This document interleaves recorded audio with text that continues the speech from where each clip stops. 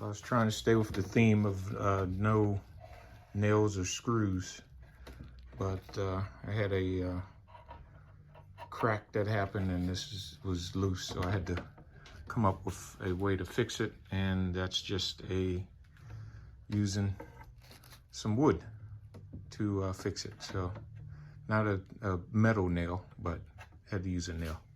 Okay, just to show you the unfinished product, but this is the tool chest made from everything of, what do you say, reclaimed lumber and rope. So this is the dovetailed top that I made. Threw some tools inside. And this just to hold stuff under my workbench.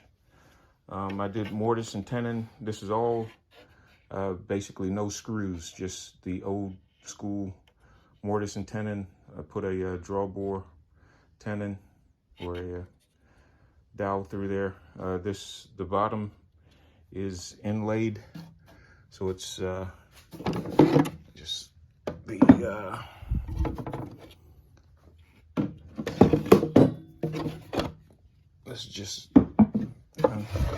and the bottom, as I said, everything is reclaimed. So I just got the pieces, resawed them so they'd be a little bit thinner. He's about a ½ inch